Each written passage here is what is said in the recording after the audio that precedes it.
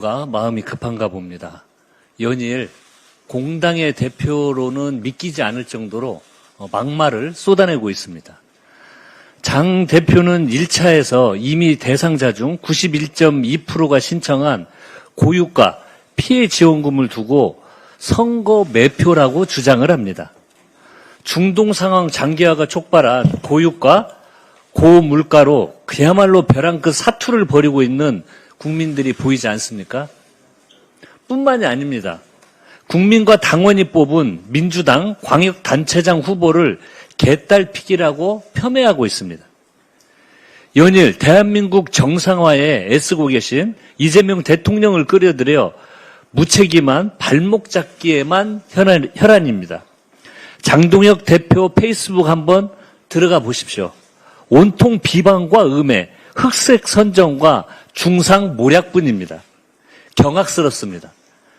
아무리 선거 앞이라도 정치인이 지켜야 할 선과 최소한의 공당 대표로서의 품격이 있습니다.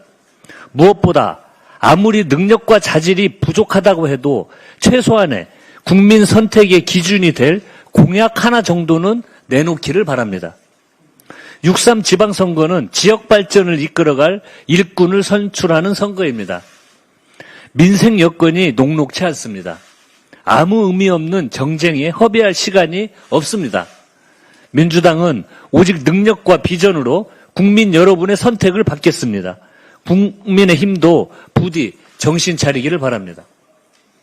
제22대 국회 후반기 국회의장 후보로 6선의 조정식 의원, 부의장 후보로 4선의 남인순 의원이 선출됐습니다. 두 분 모두 이재명 정부의 성공과 민생 입법 완수를 대표 공약으로 내세우는 만큼 후반기 국회가 대한민국 정상화와 민생 도약의 든든한 지원군이 될 것이라고 확신합니다. 민주당은 새 의장단이 30일부터 일할 수 있도록 빠른 시간 안에 의장단 선출을 처리하겠습니다. 또한 민생 입법에 공백이 없도록 후반기 상임위원장당 구성도 신속하게 마무리하겠습니다. 기준은 오직 민생과 성과입니다. 지금은 민생 안정과 중동 위기 극복이라는 입법 목표가 명확한 때입니다. 지방선거 이후 국회를 곧장 가동하도록 하겠습니다. 민주당은 후반기 국회에서도 위기 극복과 민생 안정을 위해 민첩하고 책임감 있게 뛰겠습니다.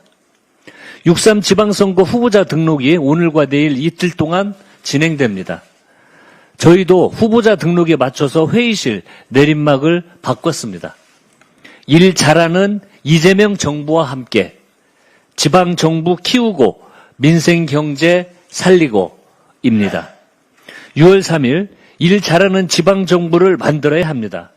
민주당 후보들은 정말로 일을 잘합니다. 지방정부가 일을 잘해야 지역이 살맛이 나고 민생이 삽니다. 지역이 살고 민생이 살아야 대한민국도 정상화 될 수 있습니다. 민주당은 어제 균형 발전과 첨단 산업 육상을 위한 메가특구 공약을 발표했습니다. 지방정부와 기업이 현장 수요를 반영해 메가특구를 직접 설계하고 중앙정부는 최고 수준의 예산과 정책 패키지, 규제 특례를 적용하는 내용입니다. 메가특구는 단순한 산업단지가 아니라 대한민국의 혁신과 변화를 견인할 새로운 전략 거점이 될 것입니다. 윤석열을 등에 업은 지방 권력은 지난 4년 내내 무능과 무책임의 대명사였고 지역을 망쳤습니다. 민주당의 지방선거 후보들은 일 잘하는 이재명 정부와 함께 지역을 살리고 대한민국을 정상화할 최적의 후보들입니다. 국민 여러분, 민주당의 후보들을 주목해 주십시오. 당정청의 비상한 대응으로 대한민국 경제가 위기를 극복하고 슬기롭게 버텨내고 있습니다. 올해 1분기 실질 국내 총생산 성장률은 전기 대비 1.6%로 세계 주요국 가운데 최고치를 기록했습니다. 1분기 수출은 2,199억 달러로 역대 최대치이자 세계 5위 기록입니다. 코스피 지수는 8,000선에 육박했고 JP모건은 연말 1만 포인트 전망을 내놓았습니다. 고유가 피해 지원금이 본격적으로 지급되면 전통시장과 골목 상권의 숨통 역시 트일 것이라 전망합니다. 물론 여전히 안심할 수 없는 상황입니다. 이럴 때일수록 정부의 역할이 중요합니다. 이재명 대통령께서 최근 적극 재정을 통해 국민 경제 대도약의 발판을 닦아야 한다고 강조했습니다. 당연한 말씀입니다. 정부가 나서서 민생과 미래에 투자해야 합니다. 반도체와 AI 같은 미래 첨단 전략 산업에 투자하는 국민성장펀드가 다음 주 22일 출시됩니다. 정부가 직접 설계한 국민참여형 펀드로 손실이 나면 정부가 최대 20%까지 보전해주고 소득공제 등 세제 혜택도 다양합니다. 국민 여러분의 많은 참여를 바랍니다. 민주당은 정부와 함께 위기 속에서 새로운 성장과 도약의 기회를 찾아내겠습니다. 이상입니다. 다음은 유동수 정책위원회 경제수석 부의장의 발언이 있겠습니다. 네, 안녕하십니까. 정책위 경제수석 부의장 유동수입니다. 지난 우리 추경을 통해서 실제로 유가 상승에 대한 정책 지원금들이 많이 지급됐습니다. 그 중에 하나가 나프타 가격 상승으로 인해서 나프타 확보가 굉장히 어려웠습니다. 그런데 이게 정부 예산안이 원래 추경 예산이 4,700억이었는데 저희들이 추경 심사하는 과정에서 2,000억을 올려서 6,700억 정도를 지원했습니다. 그 효과로 실제로 나프타 확보율이 전년 대비 85에서 90% 정도를 확보하고 있습니다. 이 나프타를 통해서 실제로 의료 필수품 주사기라든지 그다음에 생활 필수품인 쓰레기 봉투까지 국민의 일상에 미치는 필수재들이 원활히 지금 공급되고 있습니다. 그래서 이번 추경의 효과가 민생 지원금뿐만이 아니라 전체적으로 유가 상승에 대한 국민의 불편을 해소하는 데 기묘하게 역할을 하고 있다는 점을 먼저 말씀을 드리겠습니다. 어제자 KDI 경제전망 2026년 상반기에 따르면 방금 우리 존경하는 한병도 원내대표께서 말씀하신 것처럼 우리 경제는 1, 4분기 GDP가 반도체 중심의 수출 호조로 전기 대비 1.7%, 전년 동기 대비 3.6% 증가하면서 경기 흐름, 개선 흐름을 지속하고 있습니다.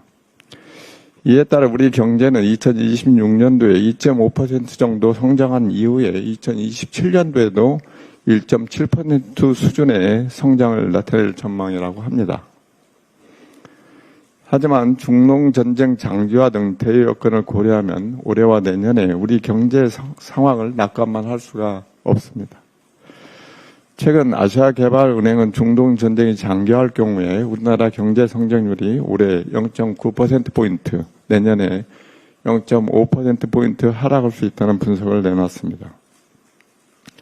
따라서 국내 경기 개선 흐름이 꺾이지 않고 지속되어서 경제 대도약의 발판이 마련될 수 있도록 선제적이고 적극적인 재정 정책의 추진이 필요합니다.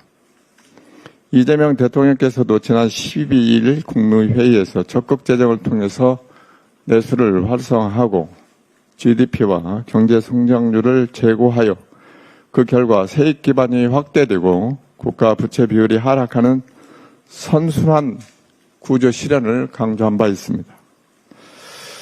국가 부채 비율은 일반적으로 국채, 공공부채 등 국가의 총부채를 국내 총생산 GDP로 나눈 뒤 100을 곱하여 %로 나타내는 방식으로 계산합니다. 국가 부채비를 낮추기 위해서는 분자를 낮추거나 분모를 늘리면 되는 것입니다. 매우 기초적인 산수입니다. 국가의 생산성을 제고하기 위한, 즉 국가의 GDP를 확대하기 위한 지출은 국가의 채무 부담을 가중시키는 것이 아니라 오히려 부채 비율을 감소시키고 국가를 성장하게 하는 정책입니다. 이미 전략적인 적극 재정 운영이 민생 경제에 미치는 플러스 효과는 25년도에 지급된 민생 회복 소비 쿠폰을 통해서 확인되었습니다. 한국조세재정연구원이 수행한 민생 회복 소비 쿠폰의 경제적 효과 분석 연구 용역에 따르면은 13.52조 원의 소비 쿠폰 지급으로 5.86조 원의 소상공인 순매출 증대 효과가 발생한 것으로 나타났습니다. 현금 지급이 아닌 쿠폰 지급, 저소득층에 대한 차등 지급, 사용처, 사용 기한 제한 등의 전략적 운영으로 미시적으로는 기존의 미국이나 일본, 대만 등의 선행 연구에서 보고된 이전 지출의 매출 증대 비율인 20 내지 33% 수준을 상회하는 수치인 43.3%의 순매출 증대 효과를 거두었습니다. 거시적으로도 현금 지급 방식보다 소비 증가율과 GDP 성장률 기여 측면에서 각각 0.2%포인트와 0.35%포인트 높은 효과를 보인 것으로 분석됐습니다. 이는 적시에 이루어진 과감한 재정 투입이 내수를 진작하고 경제 전반에 활력을 불어넣는다는 점을 입증하는 것입니다. 현재 우리 경제는 경제 주체 간 자산과 소득과 소비 양극화와 불균등한 성장을 의미하는 K자형 성장의 위협에 직면해 있습니다. K자형 성장의 한계를 극복하고 지속적인 실질 GDP 증가를 위해서 형식적인 국가 부채 감소보다는 적극 재정 정책 추진에 집중해야 합니다. 우리 더불어민주당은 정부가 적극적인 재정 정책을 통해서 침체된 산업과 기업과 소외된 계층의 경제적 약자와의 동반 성장을 달성하고 반도체, AI, 로봇 등 미래 먹거리 혁신 산업을 육성하며 선순환 경제구조 실현 및 경제 대도약을 이뤄낼 수 있도록 입법적, 예산적 지원에 최선을 다하겠습니다. 이상입니다. 이어서 천준호 원내 운영수석 부대표의 발언이 있겠습니다. 국민의힘의 지방선거 전략은 윤석열 추억팔이뿐입니까? 민주당은 이재명 정부와 함께 일 잘하는 후보들과 미래로 나아가겠습니다. 어제 출범한 국민의힘 선대위는 처참한 수준입니다. 결국 장동혁 대표가 상임선대위원장을 맡았습니다. 사실상 윤어게인 원톱 체제입니다. 당장 당내에서부터 파열음이 터졌습니다. 국민의힘의 한 최고위원은 지도부 이선 후퇴를 거론하며 선대위 합류를 거부했습니다. 당의 공동선대위원장으로 발표된 뒤였음에도 공식 사퇴한 것입니다. 중진 의원들도 선대위 출범식에 참석하지 않았습니다. 보도에 따르면 원내대표가 중진들에게 공동선대위원장으로 참여를 요청했었다고 합니다. 사실상 윤어게인 선대위를 거부한 셈입니다. 출범식 빈자리를 채운 것은 이진숙, 김태규, 이용 후보였습니다. 윤석열 정권의 주역들이 국민의힘 주리로 다시 알박기 하겠다는 것입니까? 선대위 장면도 윤석열이 하던 짓을 그대로 답습했습니다. 지방선거 선대위지만 지역의 미래와 정책 비전은 찾아볼 수 없습니다. 오직 왜곡과 선동, 발목 잡기뿐입니다. 윤어게인 세력에게는 그리운 화법일지 모르지만 국민에게는 진절이 나는 악몽입니다. 국민은 윤석열 대통령이었던 과거로 돌아갈 생각이 추호도 없습니다. 윤석열이 저지르는 내란을 극복하고 앞으로 나아가기도 바쁩니다. 대한민국 성장과 발전의 길에 놓인 과제들은 녹록하지 않습니다. 중동 상황을 차분히 관리하고 자본시장 정상화를 지속해야 합니다. 지역 발전을 이루고 민생 경제를 살려야 합니다.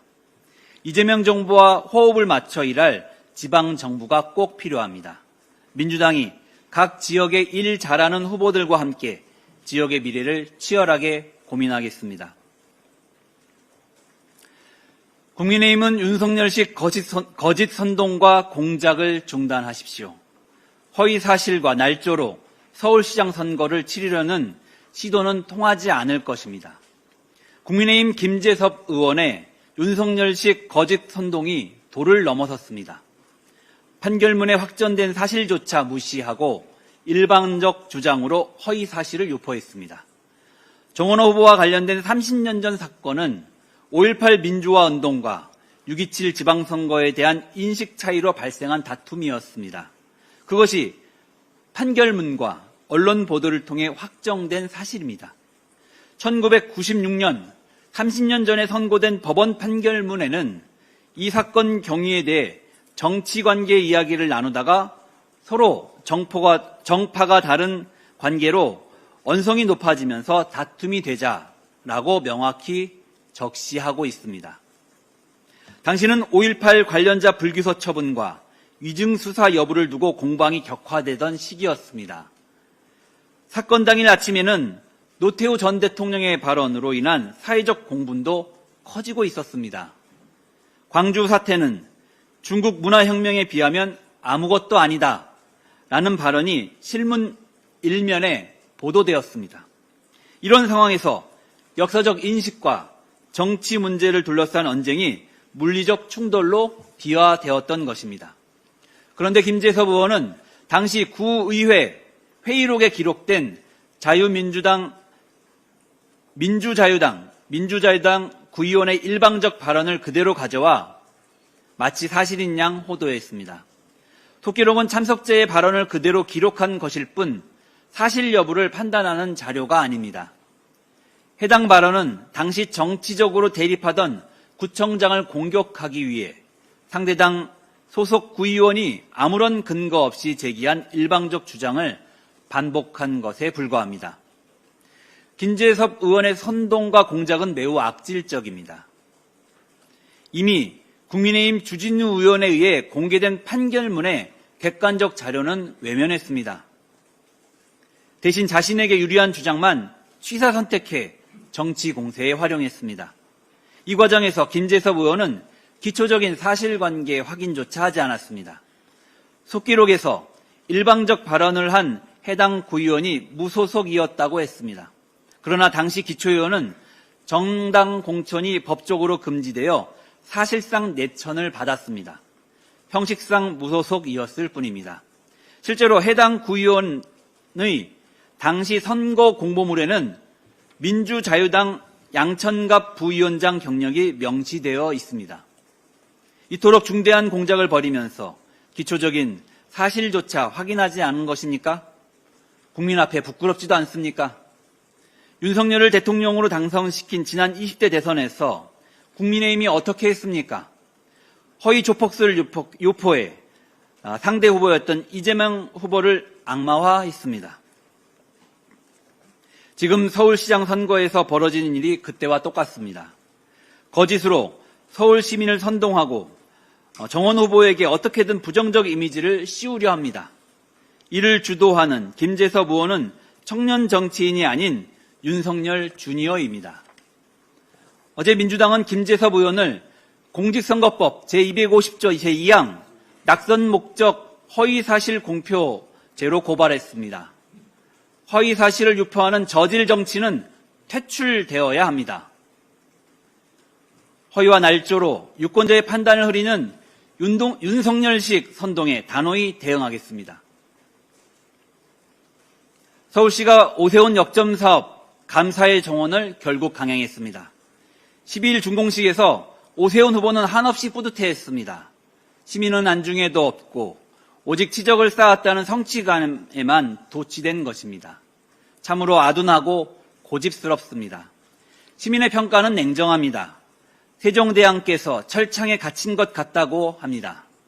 밭도로청 조형물이 광화문 광장의 정체성에 맞지 않다는 의미입니다. 광화문 광장이 어떤 곳입니까? 내란을 이겨낸 대한민국 민주주의의 성지입니다. 세종대왕과 이순신 장군의 얼을 기리고 문화를 꽃피우는 곳입니다. 최근 BTS 공연이 열려 전 세계인이 이목이 모이기도 했습니다.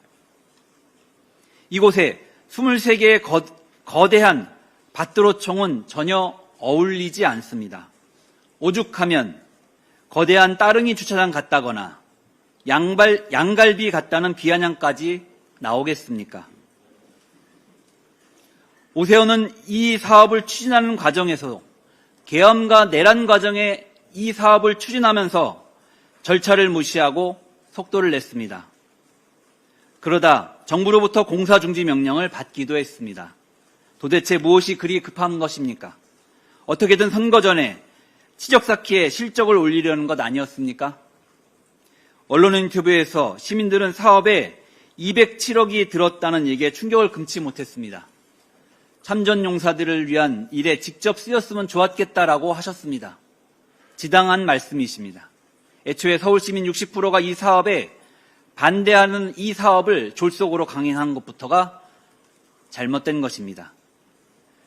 오세훈표 혈세 낭비는 감사의 정원만이 아닙니다. 총 사업비 1,500억 넘는 한강버스에도 막대한 혈세와 인력을 투입하고 있습니다. 앞으로도 계속 쏟아부어야 합니다. 출퇴근용이라고 했지만 아무도 출퇴근하지 않고 친환경이라고 했지만 탄소 배출이 내연차 3,700대 수준입니다. 종묘 앞 초고층 빌딩과 특혜 의혹 등 유사한 헛발질이 셀 수도 없습니다. 오세훈 후보는 선거운동 다닐 때가 아닙니다. 서울을 오세훈 치적쌓기 말판쯤으로 여기는 이 오만함부터 뜯어 고치십시오. 서울은 서울 시민의 삶의 터전이자 대한민국의 미래입니다. 이상입니다. 이어서 김한규 원내 정책수석 부대표의 발언이 있겠습니다. 어제 KDI가 2026년 상반기 경제 전망을 발표했습니다. 올해 우리 경제는 2.5% 성장하고 잠재 성장률을 상회하는 경기 확장 국면에 진입했다는 진단입니다. 이는 1%였던 작년 성장률의 2배를 훌쩍 넘는 수치입니다. 중동 전쟁이라는 대외 악재 속에서도 1분기 GDP가 전년 동기 대비 3.6% 성장한 결과입니다. KDI는 민간 소비 회복의 개선 흐름으로 소득 개선과 정부의 소비 지원 정책을 지목했습니다. 또한 재정 정책의 무게중심을 잠재 성장률 제고와 소득 취약계층 지원에 두면서 동시에 지출 효율화의 필요성을 강조했습니다. 이는 최근 이재명 대통령께서 강조해 오신 재정지출 효율화 기조와 정확히 맞닿아 있습니다. 성장 잠재력은 키우고 취약계층은 더 두텁게 지원하면서 재정의 군살은 덜어내는 길, 이재명 정부와 더불어민주당이 가고 있는 길입니다. 이번 성장률 상향 전망이 단발성 호재로 끝나지 않고 국민 한 분 한 분의 살림살이 개선으로 이어지도록 정부와 함께 꼼꼼히 챙기겠습니다. 지방선거 기간에는 평소보다 더 민생을 챙기고 지역의 어려움에 귀를 기울이게 됩니다. AI 시대이지만 아직 농사는 사람의 손이 많이 필요합니다. 그러다 보니 다치는 분들도 꽤 많이 있습니다. 제주에서는 봄이면 감귤나무 가주치기나 파쇄 작업이 한창인데 전정가위, 파쇄기, 톱 등으로 작업을 하다 손가락 사고를 당하는 도민이 매년 늘어나고 있습니다. 지난해에만 111건의 손가락 손상 사고가 발생했고 절단 사고도 58건이나 됩니다. 신속한 접합 수술이 필요한데 제주에는 치료할 전문의가 부족해 환자를 많은 경우에 도외 의료기관으로 이송하고 있는 실정입니다. 제주에 온 관광객이 손가락 절단 사고를 당했으나 수지 접합 시술을 장시간 받지 못한 사례도 존재합니다. 제주도민만의 문제가 아닙니다. 그래서 환자들이 골든타임을 놓치지 않도록 제주에 MRI, CT를 둔 수지 접합 전문 병원이 필요하나 200병상 이상의 대규모 병원만 허용되어 환자 수가 적은 지역에서는 병원 설립이 불투명한 상황입니다. 이러한 규제는 제주만이 아니라 의료 낙후 지역의 공통적인 문제입니다. 이제 속도를 내겠습니다. 보건복지부와 협의해 지역의 의료 여건을 충실히 살피고 필요한 곳에 필요한 의료 장비가 들어설 수 있도록 하겠습니다. 어느 지역에서도 건강권 보장에 빈틈이 없도록 노력하겠습니다. 어제 저녁에 광화문 광장에 가봤더니 거대한 공룡뼈가 있었습니다. 오세훈 서울시장이 끝내 고집을 부린 감사의 정원 받들어 총 조형물이 공개됐습니다. 관심을 보이는 시민들은 거의 없고 누가 훼손할까 감시하는 직원들만 여럿 확인할 수 있었습니다. 알바비로 월 380만 원을 받는다는 분들이었습니다. 서울시 공식 소셜미디어에도 자랑스럽게 올려뒀는데 수많은 댓글이 달렸습니다. 그 예산으로 독립유공자나 참전용사분들 지원을 했어야 한다. 흉물스럽다. 당장 서울시를 감사해야 한다. 내 세금으로 무슨 짓을 한 거냐. 이런 비판이 줄을 이뤘습니다. 흉측한 디자인은 그렇다 치고 시대착오적인 반공주의로 광화문 광장을 채우려고 하는데 서울시님이 이념으로 시장을 뽑으리라는 희망은 망상입니다. 그리고 선거를 20여일 앞두고 국민 세금으로 한 선거운동도 비난받아야 합니다. 오세훈 시장이 2011년 반대했던 무상급식 예산이 695억 원이었는데 거대한 공룡뼈와 공원 종합정비 예산은 그보다 큰 730억이라고 합니다. 어떻게 15년간 사람이 하나도 안 바뀌었습니까? 이제는 전시 행정에만 빠져있는 시장이 아니라 서울 시민들의 생활을 꼼꼼하게 챙길 시장이 필요합니다. 감다죽 오세훈 시장님, 이제 정말 시장 그만두실 때가 됐습니다. 이상입니다.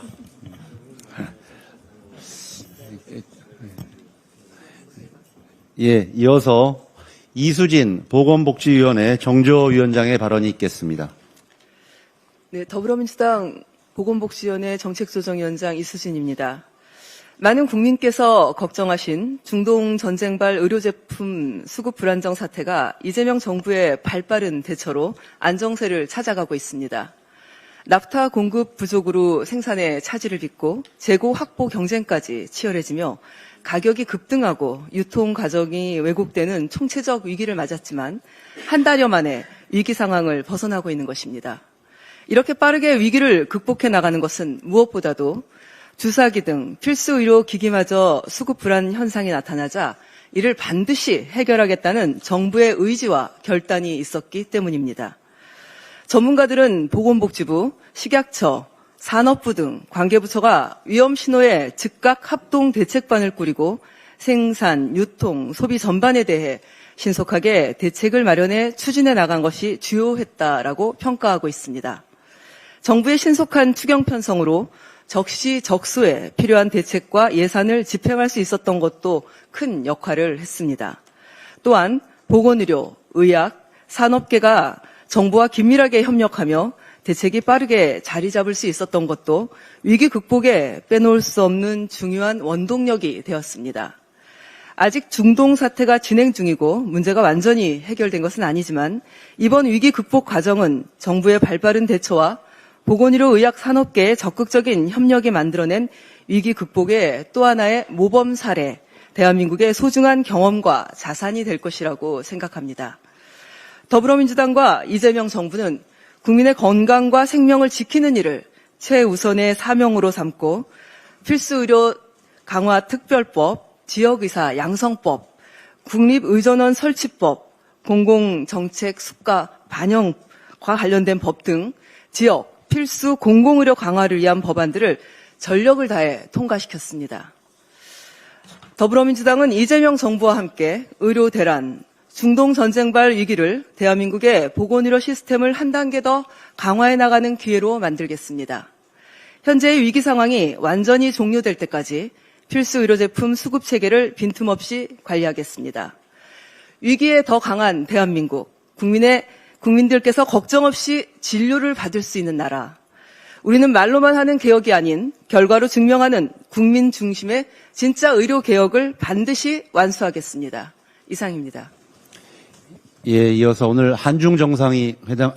미중 정상회담이 예정되어 있는데요. 이와 관련해서 안도걸 부대표님의 발언이 있겠습니다. 미중 정상회담을 앞두고 페센트 미국 재무장관 그리고 허리평 중국 부총리가 한국을 방문하셨습니다. 어제 이재명 대통령께서는 양국 재무장관을 각각 접견하셨고 이어서 양국 재무장관 간의 미중 정상회담 준비를 위한 실무회담이 대한민국에서 개최되었습니다. 이러한 외교적 이벤트는 대한민국의 외교적 위상과 전략적 중요성을 국제사회가 다시 한번 확인하는 의미 있는 성과라고 생각합니다. 특히 최근 세계 경제가 미중 패권 전쟁, 공급망 재편, 관세 갈등, 환율 불안 등 복합적 불확실성에 직면한 상황에서 세계 경제를 움직이는 두 축인 미국과 중국이 한국을 회담 장소로 선택한 것은 결코 우연이 아닙니다. 대한민국이 글로벌 경제, 금융 질서 속에서 신뢰받는 중견국이자 안정적인 협의 플랫폼으로 자리매김하고 있다는 것을 보여주는 상징적인 사건이라고 생각합니다. 우리 경제는 수출, 통상, 금융 측면에서 미중 양국과 긴밀히 연결되어 있습니다. 그런 만큼 이번 회담은 단순한 외교 형사를 넘어 글로벌 공급망 안정, 환율 및 금융시장 안정, 첨단 산업 협력 등 우리의 국익과도 직결된 매우 중요한 의미를 갖고 있다고 할 수 있습니다. 아울러 이번 회담을 계기로 대한민국이 국제경제 현안 논의에 참여자를 넘어 갈등을 조정하고 협력을 촉진하는 중재 플랫폼 국가로 도약할 가능성도 확인할 수 있습니다.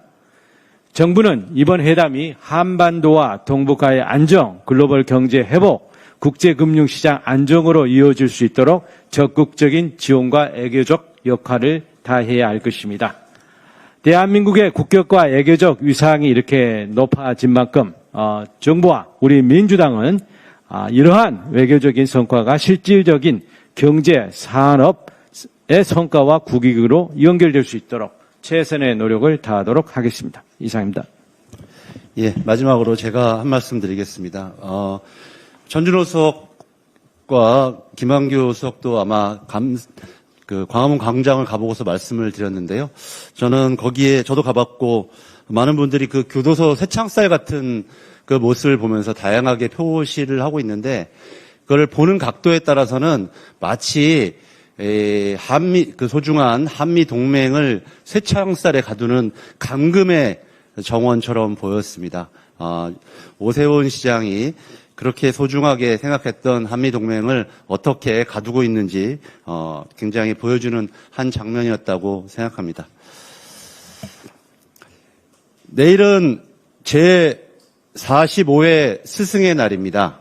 어려운 여건 속에서도 묵묵히 교육 현장을 지키고 계신 이 땅에 모든 선생님들께 깊은 존경과 감사의 말씀을 올립니다.